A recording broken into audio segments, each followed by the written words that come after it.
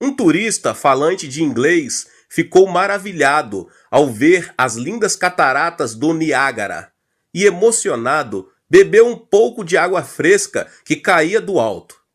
Mas, ao ver uma tabuleta de advertência, começou a gritar e a pedir socorro. Foi levado imediatamente ao hospital mais próximo, onde foi internado na sala de emergência. O que acontecera foi que o homem havia lido uma placa com o aviso Poison, cujo significado em sua língua é veneno. Portanto, seu comportamento e sua atitude foram uma reação bastante lógica. Ao chegar ao hospital, o turista começou a gritar: "Bebi um pouco de água das cataratas do Niágara, mas vi uma placa que dizia Poison. Dê-me um antídoto agora mesmo. Creio que o veneno já se espalhou por todo o meu corpo." O médico, ao ouvir estas palavras, começou a rir e logo disse: "Pare com todo esse escândalo e levante-se, senhor. O aviso que o senhor viu não dizia Poison. O que estava escrito era a palavra francesa poisson, com um S a mais que a palavra poison. A palavra poisson em francês significa peixe. Portanto, a placa avisa que a água foi reservada para a proteção dos peixes. O pensamento muda a atitude de uma pessoa. Esse princípio se aplica à vida cristã. Tudo depende do seu pensamento, que é um fator importante capaz de mudar o rumo do seu destino. Mudanças sociais e econômicas só poderão ser superadas por meio de um novo pensamento. Não devemos permitir que nos vençam as enormes ondas das circunstâncias negativas. Pelo contrário, devemos navegar ao ritmo das ondas do caos e das dificuldades para chegarmos ao porto da paz e da prosperidade. Isso se consegue unicamente por um pensamento ativo e afirmativo. Não posso não nos leva a lugar nenhum. Nossa declaração deve ser sempre: tudo posso.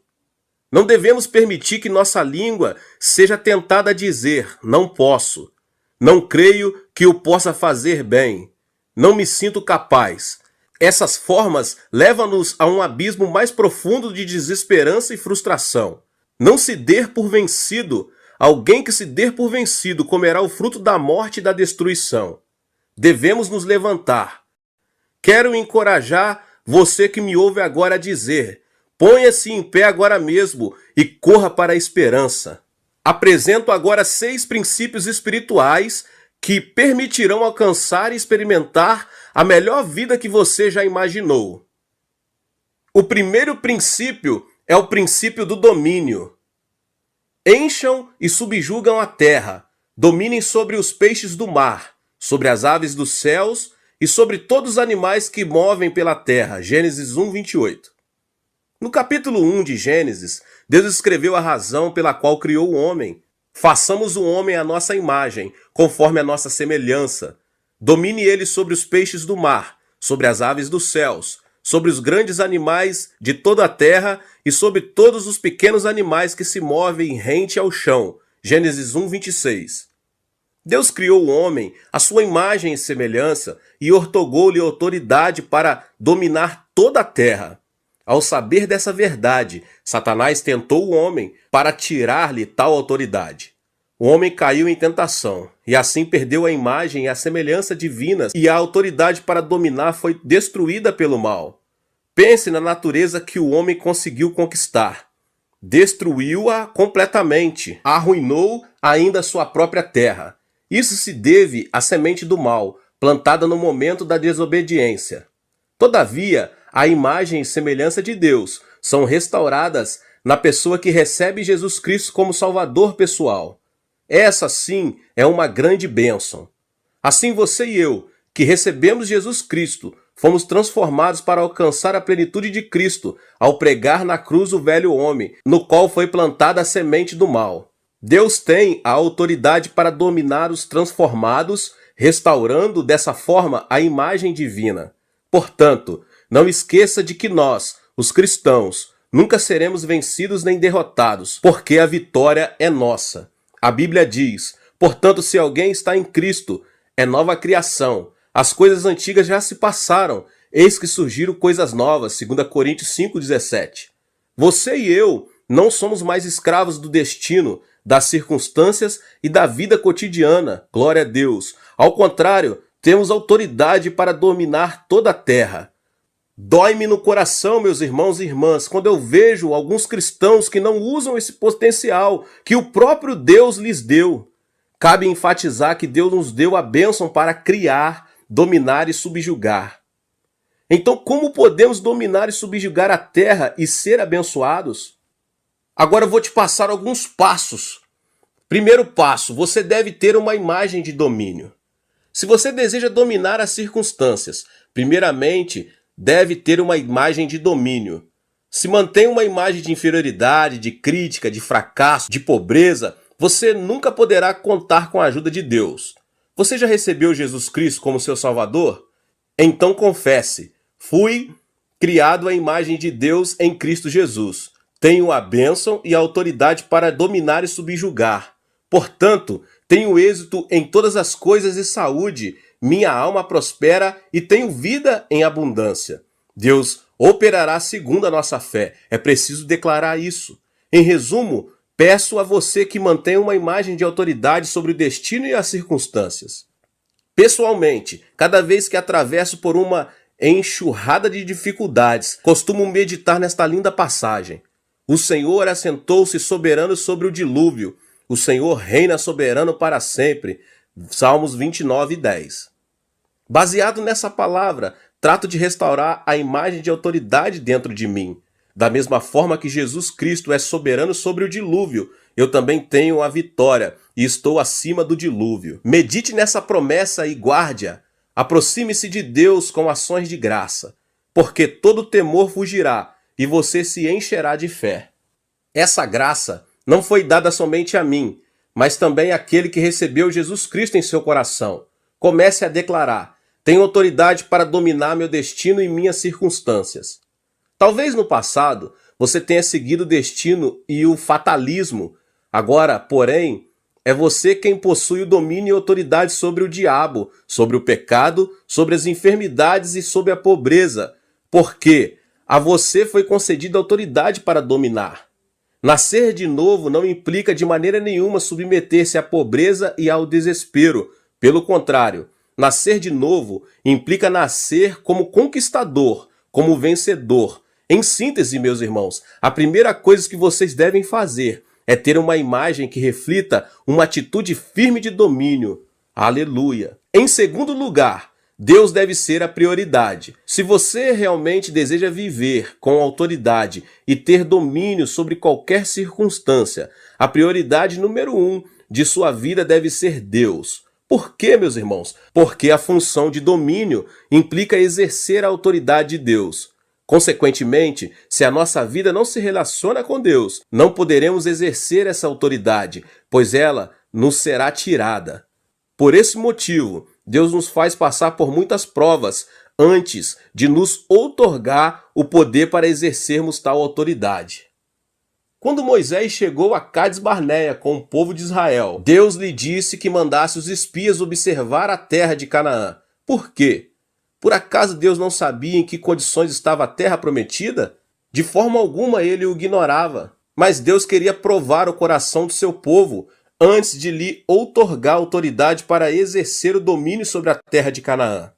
Foram 12 os espias que observaram a terra durante 40 dias e 40 noites. Entretanto, 10 deles expressaram uma opinião muito negativa e espalharam entre os israelitas um relatório negativo acerca daquela terra. Disseram: a terra para a qual fomos em missão de reconhecimento devora os que nela vivem. Todos os que vimos são de grande estatura. Vimos também os gigantes, os descendentes de Enaque, diante de quem parecíamos gafanhotos, a nós e a eles.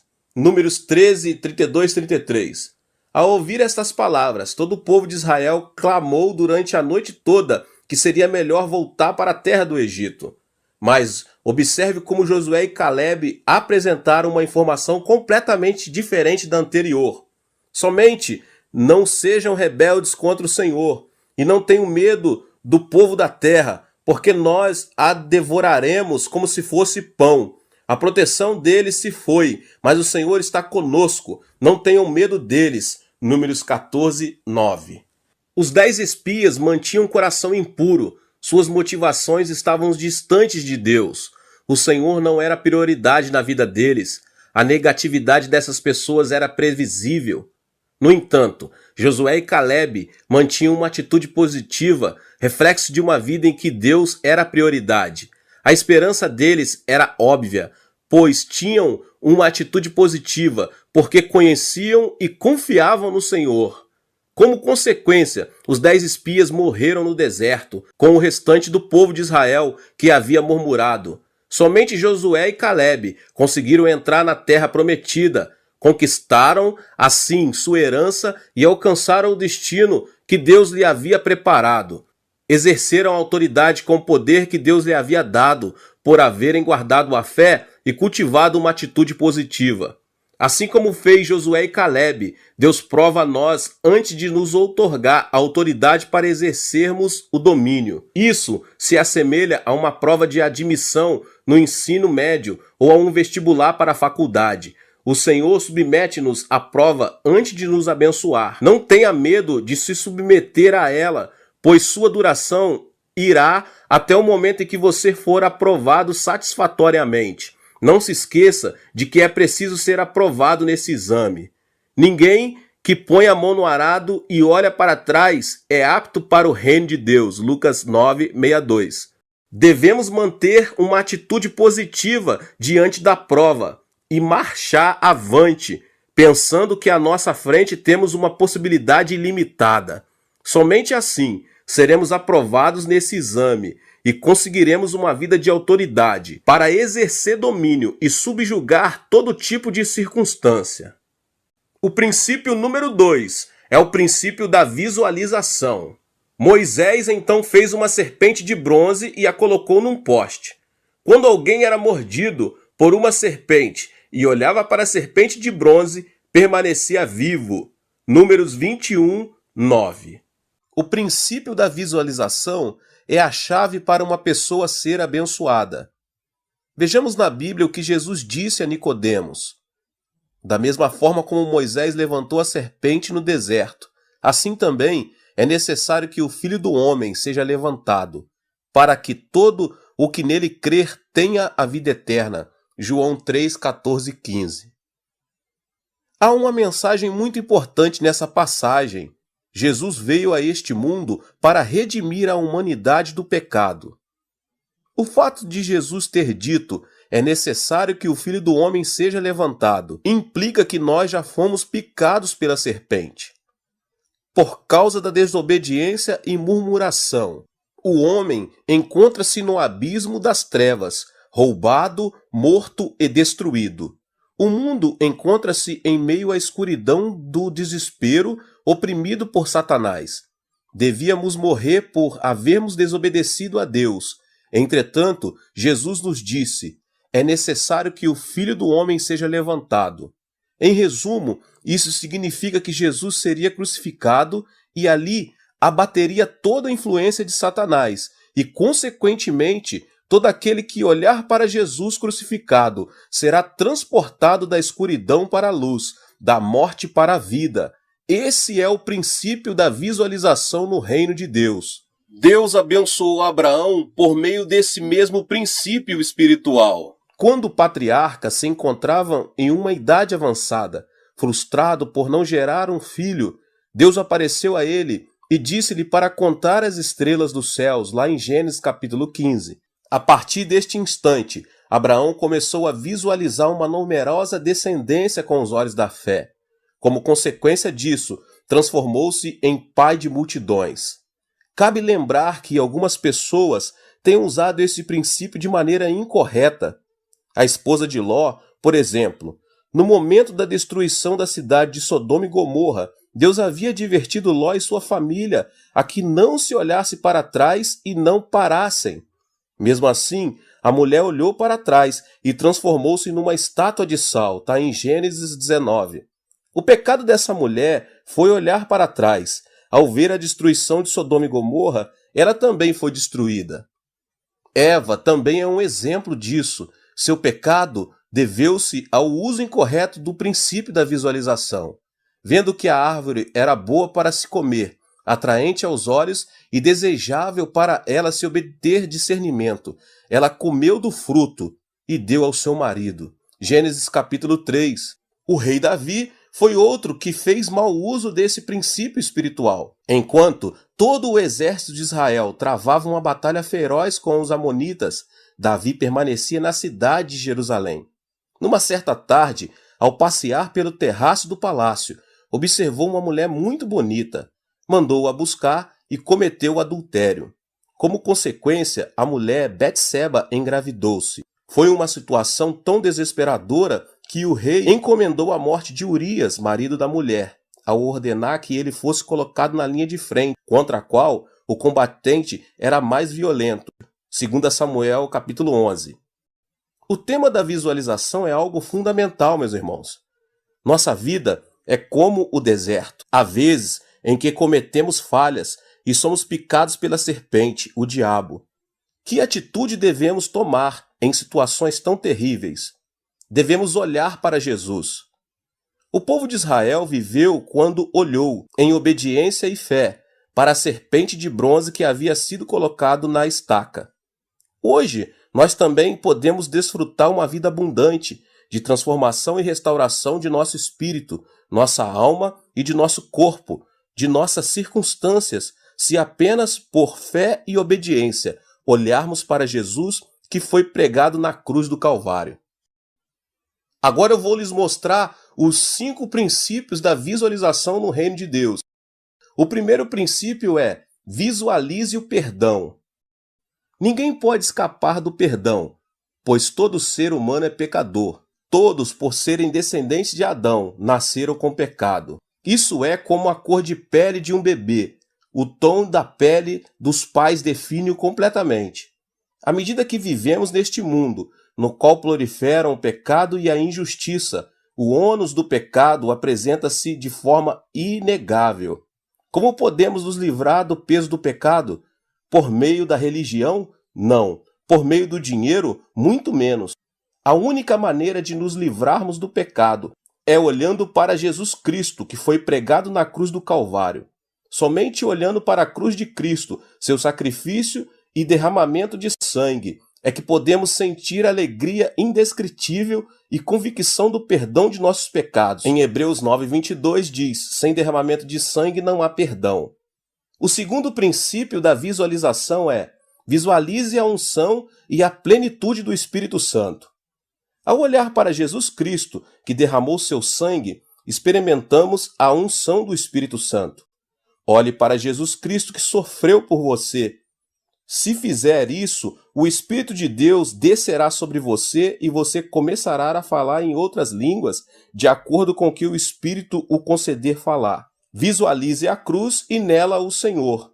Somente a pessoa redimida pelo sangue de Jesus Cristo receberá a plenitude do Espírito Santo, que agirá e transformará o seu coração, para que ela se torne terra boa e fértil e produza bons frutos a 100, 60 e 30 por 1, conforme diz a palavra de Deus. Você deve beber da água da vida do Espírito Santo que provém de Jesus.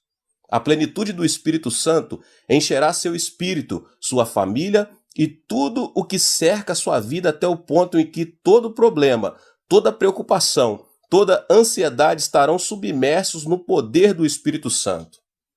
O terceiro princípio da visualização do reino de Deus: visualize a saúde.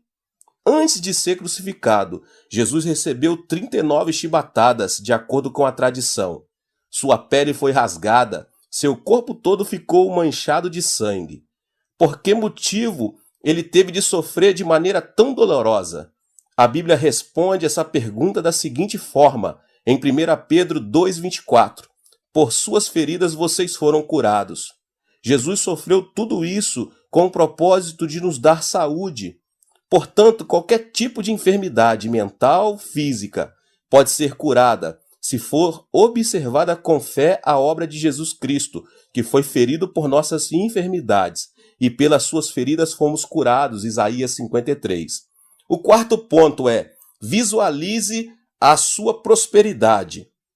Jesus morreu na cruz para desfazer também os espíritos e as ervas daninhas de nossa vida. O Senhor viveu em meio à pobreza, começou a vida numa manjedoura.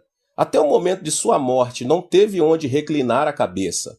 Qual a razão de o Filho de Deus ter vivido na pobreza? A Bíblia nos explica claramente. Pois vocês conhecem a graça de nosso Senhor Jesus Cristo, que sendo rico, se fez pobre por amor de vocês, para que por meio de sua pobreza vocês se tornassem ricos. 2 Coríntios 8:9. Nenhum pai vai querer que seu filho viva no meio da pobreza e da miséria. Mas ainda, uma das razões por que os pais trabalham duro é o desejo de dar a seus filhos melhor qualidade de vida, como parte de sua herança. A Bíblia também afirma isso e ensina da seguinte maneira: Cristo nos redimiu da maldição da lei quando se tornou maldição em nosso lugar, pois está escrito: maldito todo aquele que for pendurado no madeiro.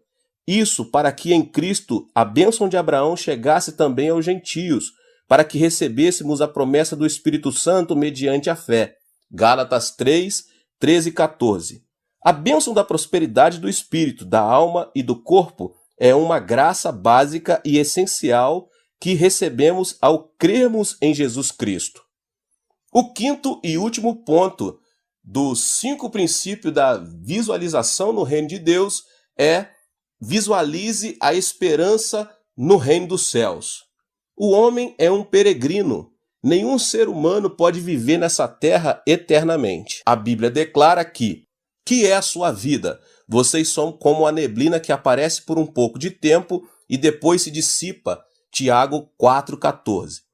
Isso significa que chegará um momento em que teremos de deixar nosso corpo. Haverá quem receba a vida eterna e quem receba a condenação eterna. O que faz a diferença? A fé em Cristo Jesus.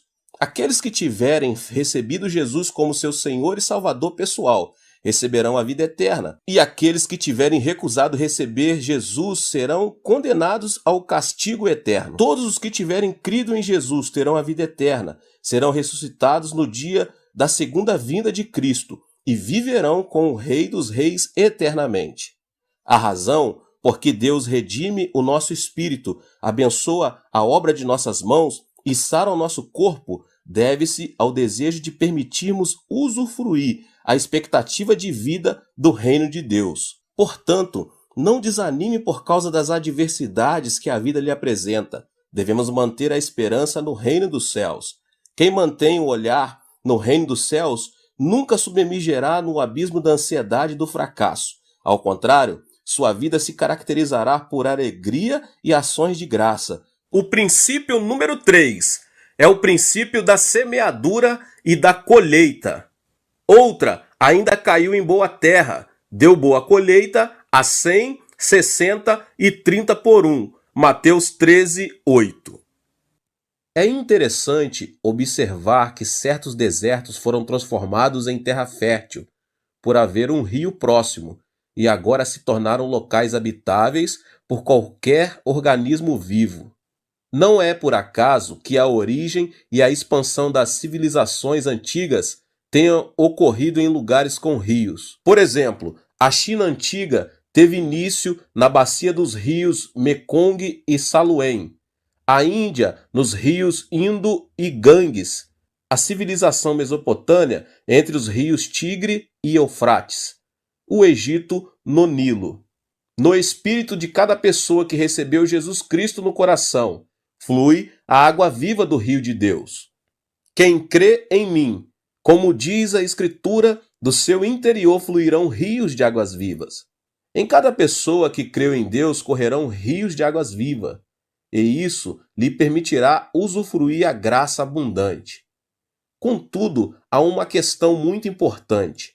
Por mais que tenhamos terra fértil à nossa disposição, se não semearmos, tampouco colheremos. Se desejarmos experimentar o poder de Deus, devemos plantar sementes de fé. Um grande incêndio havia destruído praticamente toda a cidade de Chicago. Os jornalistas e repórteres haviam corrido para transmitir todo o acontecimento. Foi nesse instante crítico que um repórter se aproximou do famoso pregador D.L. Moody para entrevistá-lo. pois vira que no meio das chamas estava a igreja do pastor. Pastor Moody, o Senhor tem pregado durante toda a sua vida que Deus é onipotente e que nada é impossível para ele. Minha pergunta é, por que Deus deixou que sua igreja fosse incendiada? Sorrindo, Moody respondeu, é que eu pedi a Deus uma igreja maior. E eis aqui a resposta dele. Do ponto de vista financeiro, era muito mais caro demolirmos todo o templo e fazermos outra construção. Agora só precisamos construir uma nova. Ao ouvir a resposta, os repórteres ficaram sem palavras. Moody estava de pijama, pois o incêndio havia acontecido durante a madrugada. O repórter, impaciente, animou-se a perguntar: Pastor, então quer dizer que o Senhor tem dinheiro suficiente para construir um novo templo? Moody respondeu mostrando-lhe sua Bíblia. Eu saí sem cheque e sem dinheiro nos bolsos, mas tenho nas mãos a melhor caixa forte, aquela que nunca fica sem recursos. Não se preocupem, vocês poderão ver uma igreja ainda maior e mais bonita que será construída em pouco tempo. Logo depois do incidente, Moody cruzou o Oceano Atlântico para realizar grandes cruzadas evangelísticas na Inglaterra, que produziram um terremoto espiritual naquela nação. Ao retornar a seu país, ficou surpreso, pois inúmeras pessoas que tinham participado de suas conferências haviam ofertado com o propósito de construir um novo templo. Graças a essas ofertas, ele conseguiu uma igreja muito maior e muito mais bonita que a anterior. Não se esqueça, lembre-se das palavras do Senhor que poderiam passar os céus e a terra, mas jamais passará a palavra. Chegará um dia em que o homem, a fama, a teologia e as denominações deixarão de existir, mas a palavra de Deus permanecerá para sempre, não mudará. Existem nas Escrituras 32.500 promessas e todas são para você. Não existe nenhum privilégio. Todos têm direito a receber a bênção dessas promessas. Certo dia, enquanto eu ministrava na Europa, um grupo de pessoas se aproximou de mim e disse: Dr. Cho, cremos que o Senhor opera milagres, que Deus ungiu de uma maneira muito especial. Lamento dizer que vocês não têm razão. Os 66 livros da Bíblia não foram dados somente a mim, mas a todos. Portanto, somente quem creu e praticou a palavra, sem duvidar, contará com o poder para ver como os milagres acompanham sua vida. Muitos cristãos hoje não têm a experiência do milagre porque não praticam a palavra. Assim, o problema não está na palavra, mas no coração do homem. A diferença do fruto está na condição da terra, que é o coração do homem. Em Mateus, no capítulo 13, o Senhor Jesus relata a parábola do semeador. Lembre que a terra, o lugar, é o coração do homem. O Senhor nos fala do caminho, do terreno pedregoso, dos espinhos e da boa terra e os comparou. Não se encontrou nenhum fruto nos 3 primeiros casos. Só a semente semeada em terra boa produziu a 100 por 1. Será o caso de dizer que nos 3 primeiros casos não existe nenhum tipo de esperança? Não. A questão está em lavrá-la e trabalhá-la para que se converta em terra fértil. Agora, a semente que caiu à beira do caminho. Enquanto lançava a semente, parte dela caiu à beira do caminho e as aves vieram e a comeram. Mateus 13, 4. Nenhuma ave poderá comer uma semente que tenha caído em terra boa, pois ela cobrirá a semente, que não será vista. Mas a semente que tenha caído à beira do caminho será facilmente vista, e virão as aves e a comerão. Essa parte da parábola refere às pessoas que já têm certo conhecimento da palavra de Deus. Entretanto, não prestam atenção à semente da palavra por causa dos seus interesses e valores seculares. Nenhum cristão que tenha prioridades desorganizadas poderá dar bom fruto. Se ele ama o dinheiro, o trabalho, o esporte ou qualquer coisa mais do que a Deus, sua vida estará fora de foco, estará fora do caminho e nenhuma semente ali caída dará fruto. Não obstante, há esperança para esse tipo de pessoa, já que pode lavrar a terra profundamente e transformá-la. A boa terra não é produto do acaso, mas de um grande esforço e trabalho. Então, como podemos cavar profundamente e transformá-la em terra fértil e agradável? É preciso semear a palavra de Deus. O que significa isso? Significa compreender a palavra. Há cristãos que escutam uma grande quantidade dos melhores sermões e fazem os melhores cursos de discipulado. Entretanto, se a palavra não foi compreendida e posta em prática, de nada serve escutar os sermões e estudar. É fundamental que compreendamos a palavra. Certo dia, fui convidado para pregar numa igreja, num bairro afastado da cidade. Como costumo fazer, empenhei todo o meu esforço para pregar o melhor sermão. Mesmo assim, senti uma grande frieza espiritual. De repente parei de pregar e, acenando para uma mulher idosa, perguntei-lhe: Irmã, a senhora crê em Jesus? Sim, pastor, sem dúvida.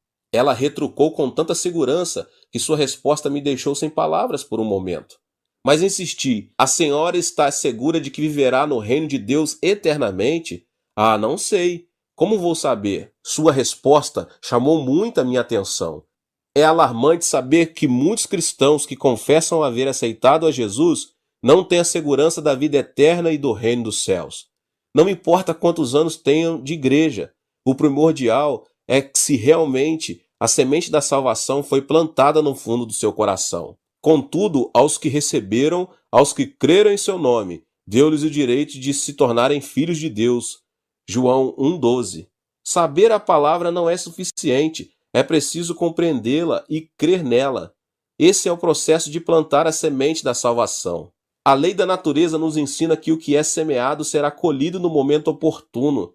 Portanto, se temos semeado a semente da salvação, devemos crer que colheremos o fruto da salvação. Se semeamos a semente da saúde em oração, colheremos o fruto da saúde.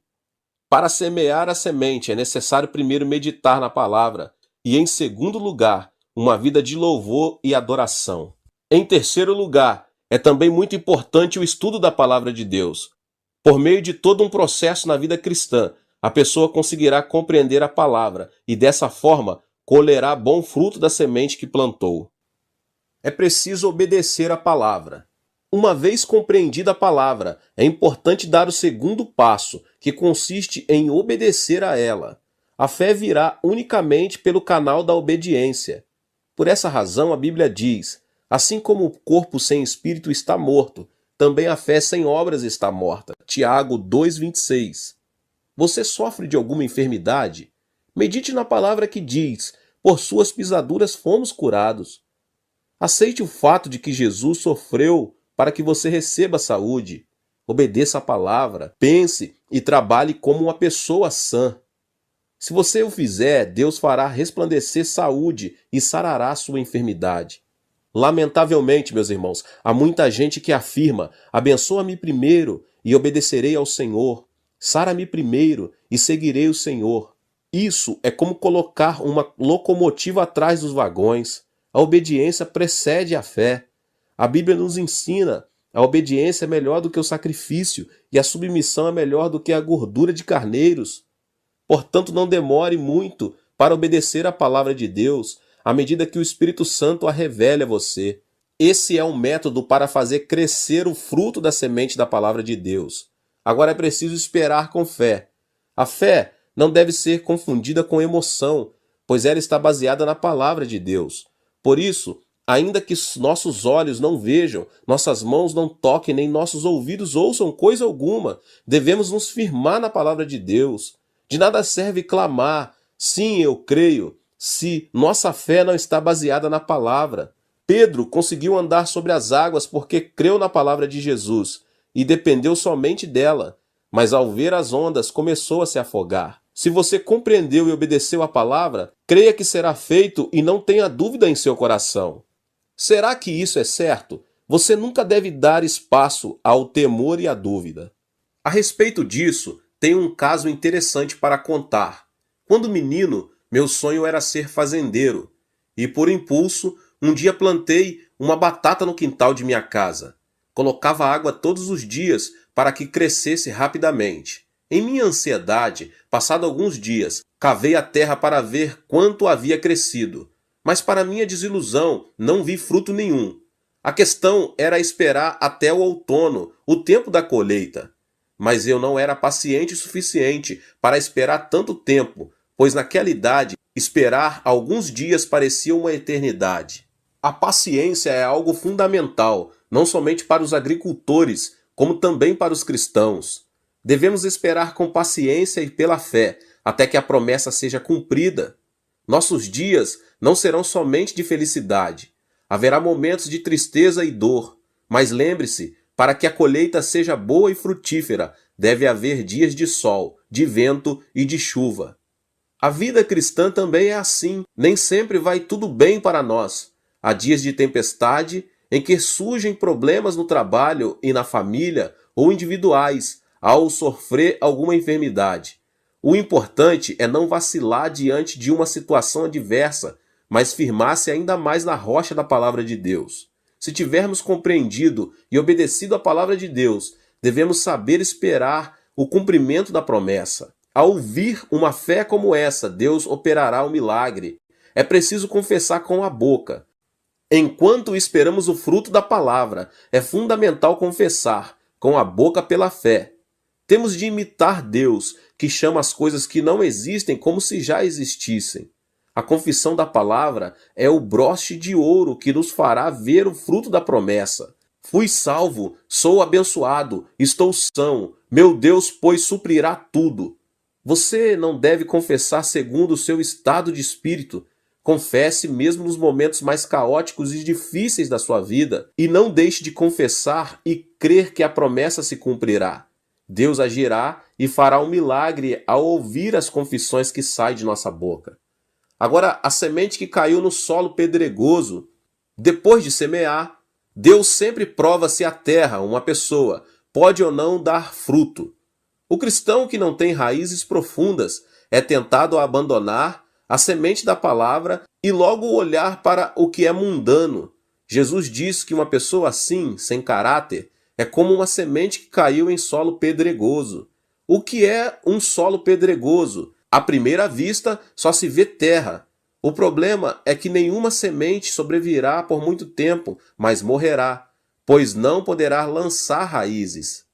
No entanto, se tão logo conseguirmos remover as pedras, essa terra se converterá em terra melhor e ainda mais fértil. Por mais que o coração do homem seja tão duro como uma rocha, o amor de Deus pode remover qualquer pedra e amolecê-la até que se converta em terra boa. Agora, a semente que caiu entre os espinhos.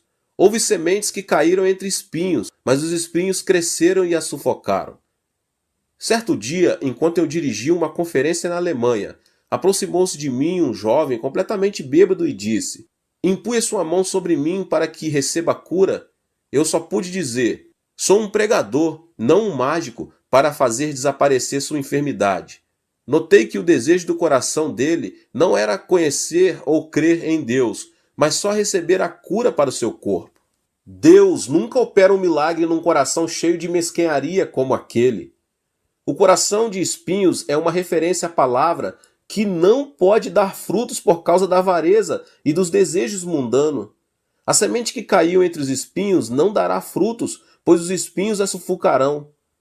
No entanto, se tão somente conseguirmos remover os espinhos, essa terra também pode se converter em uma terra melhor, apta para dar frutos bons e abundantes. Em que condição está o seu coração? É a minha pergunta para vocês. Em alguma das terras mencionadas? Se for assim, não desanime, pois há possibilidade de se converter em uma terra boa. O coração que se exalta poderá ser perfurado pela espada da palavra, e o que estava frio pode ser aquecido pelo fogo do Espírito Santo. Portanto, meus irmãos, não desanimem. Seus corações podem se converter em terra melhor. Plante a palavra no seu coração, de Gênesis a Apocalipse. Converta-se em praticante da palavra e você se surpreenderá ao ver os frutos da bênção que Deus mesmo fará crescer. O quarto princípio é o princípio de dar e receber. Deem e lhes será dado. Uma boa medida, calcada, sacudida e transbordante será dada a vocês. Pois a medida que usarem também será usada para medir vocês. Lucas 6,38. A razão de muitos cristãos terem falta de alegria e motivação deve-se à escassez da vitalidade com relação à fé. Meus irmãos e irmãs, por que há tantos cristãos que precisam de vitalidade? Respondo à minha própria pergunta dizendo que isso se deve ao fato de os cristãos estarem acostumados a receber, não a dar.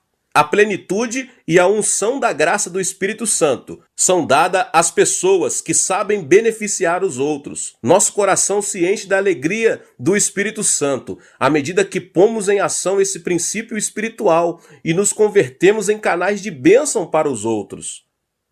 O segredo da bênção de Deus está em dar. O Espírito Santo nos guiará para agirmos e abrirá nosso coração. Nele entrarão o amor, a graça e a bênção de Deus. Eu pergunto para vocês nessa noite, alguma vez você já reparou no Mar da Galileia e no Mar Morto? As águas do Mar da Galileia se dirigem para o Mar Morto. Nunca param, fluem sempre, o que faz com que seus componentes nunca se deteriorem.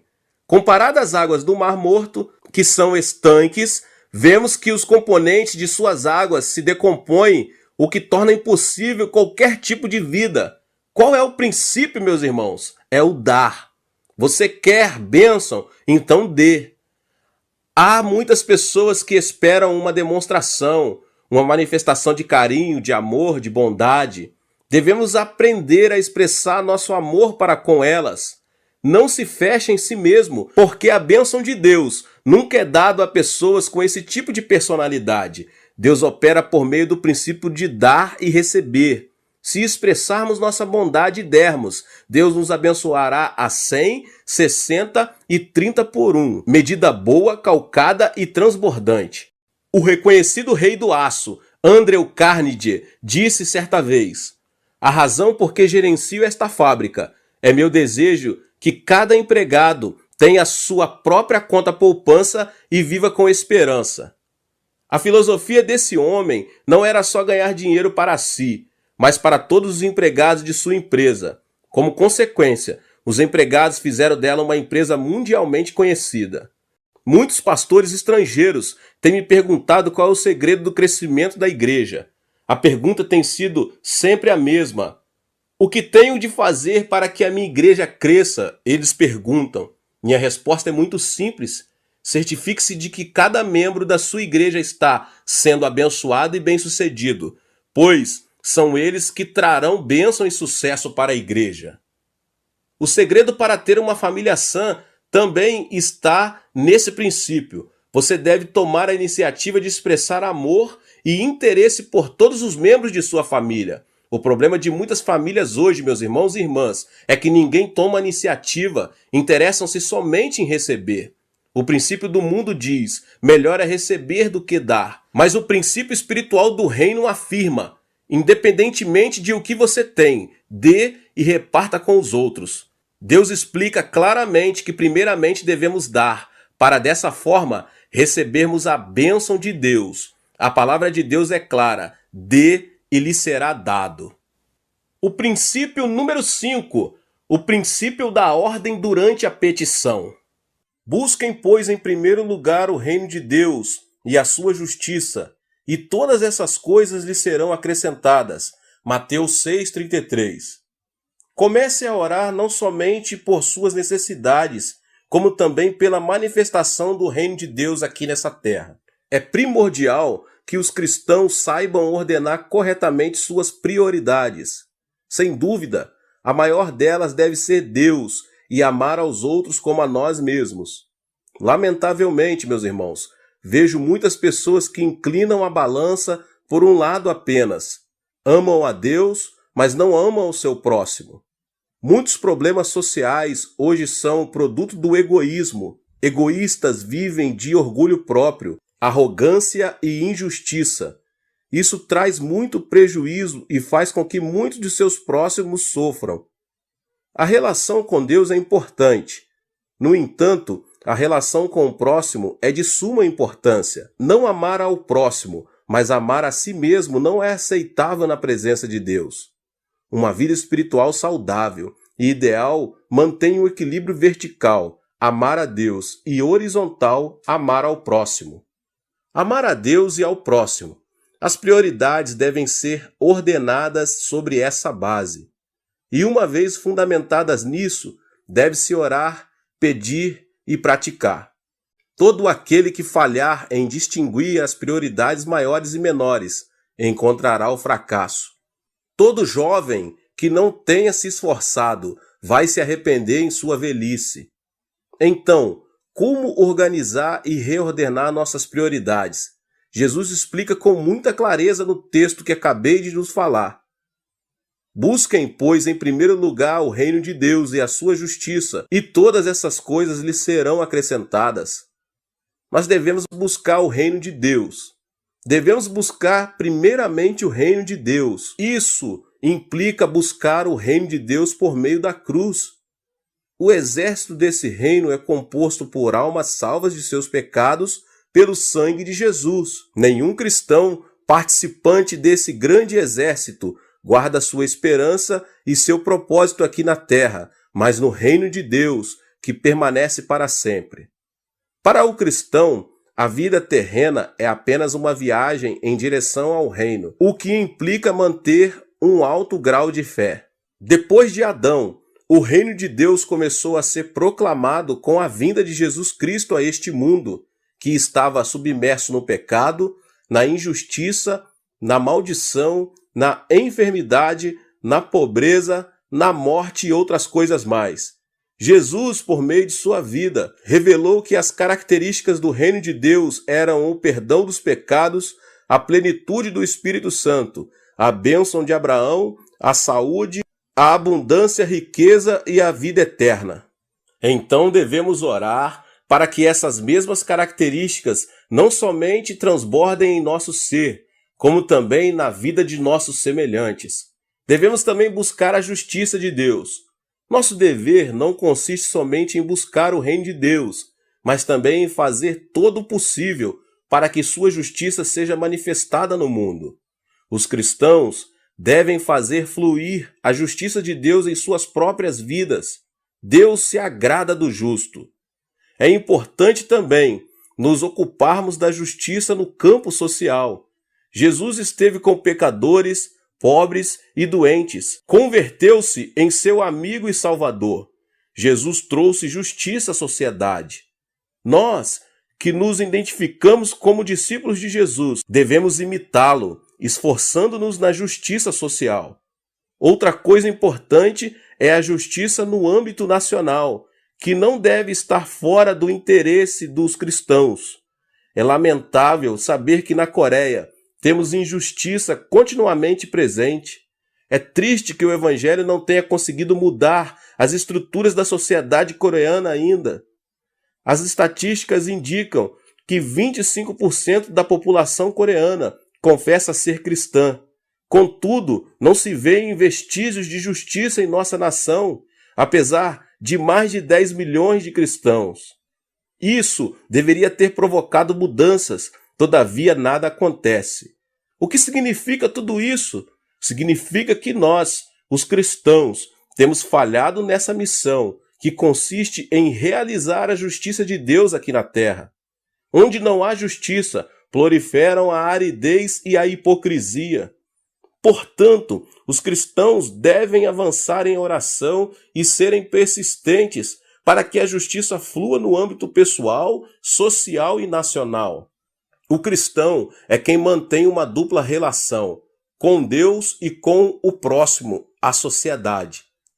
O fato de permanecer circunscrito às paredes do templo, orando e jejuando, sem se interessar pelo sofrimento e pela injustiça social, é sinal de decadência espiritual da igreja. Jesus explicou que, se buscarmos primeiramente o reino de Deus e sua justiça, todas essas coisas serão acrescentadas. Se neste momento a justiça divina proliferasse nos âmbitos financeiros, governamental e social, a distribuição correta das riquezas acabaria por completo com a pobreza, o suborno, a injustiça, o pecado, a violência, os roubos e outras coisas mais. Então, consequentemente, comece a orar não somente por suas necessidades, como também pela manifestação do reino de Deus aqui nessa terra.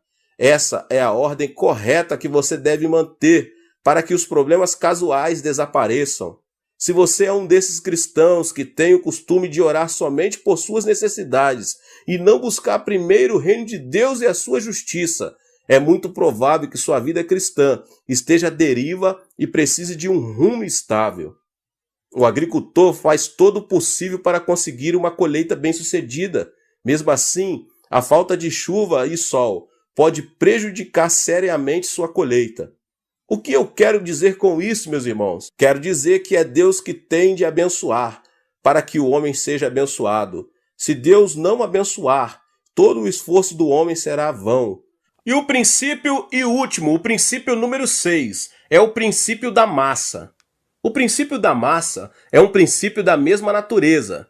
As aves relacionam-se entre si, patos com patos, e formam grupos. Esse princípio também se aplica à área espiritual. Pessoas negativas relacionam-se com pessoas negativas. As positivas sentem-se mais à vontade com gente que tem a mesma percepção. Pessoas criativas querem estar ao lado de quem ama a criatividade, cada um segundo a sua espécie.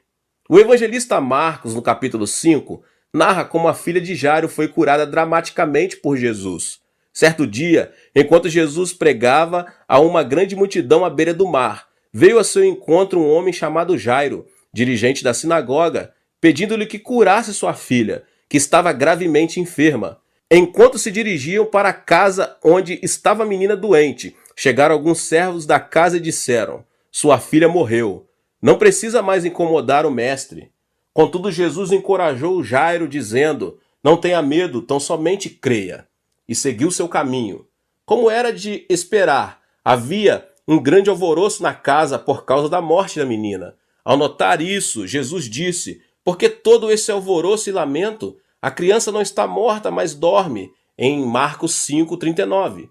Ao ouvir essas palavras, as pessoas começaram a rir de Jesus. Ele, porém, mandou que todos saíssem, com exceção de alguns íntimos.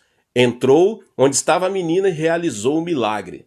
Podemos notar aqui que Jesus usou o princípio da massa para curar a menina. O Senhor deixou junto de si apenas os que tinham fé. Nossa vida depende de pessoas com as quais nos relacionamos e mantemos comunhão permanente. Se você se reúne e tem comunhão com pessoas de fé, você se converterá numa pessoa de fé. Se sua comunhão é com gente positiva, você será alguém positivo. Esse princípio aplica-se também com a relação à bênção de Deus. Se deseja receber a bênção de Deus, você deve ter comunhão com gente abençoada. O poder de Deus é o mesmo ontem, hoje e pelos séculos dos séculos. A luz de Deus, porém, não se manifesta a pessoas incrédulas, somente a homens e mulheres de fé. Jesus não realizou milagres em Nazaré, sua própria terra. Mas por quê? A Bíblia tem a seguinte explicação: ele não realizou muitos milagres ali por causa da incredulidade deles. Mateus 13:58. Jesus nunca faz milagres diante das pessoas que não creem em seu poder. Meus irmãos e irmãs, observem ao redor de vocês. Quem está rodeando vocês? Há muita gente negativa, pessimista, que vive se queixando de tudo e critica a todos? Digo isso porque num lugar assim é muito difícil fluírem a graça e os milagres do Senhor. Entretanto, se você está rodeado de pessoas de fé, então pode ficar tranquilo, porque o milagre será seu. A bênção de Deus é dada às pessoas que guardam uma fé positiva e criativa no coração. Portanto, se você deseja receber a bênção de Deus, certifique-se de pessoas positivas, que têm fé, que conservam a esperança. Glória a Deus! Que Deus abençoe a sua vida, você que ouviu essa palavra. E talvez você chegou aqui pela primeira vez. Convido você a se inscrever aqui no canal, ativar o sininho das notificações para você não perder nenhum vídeo que é postado aqui nesse canal. Tá bom? Que Deus continue te abençoando cada vez mais, em o nome de Jesus.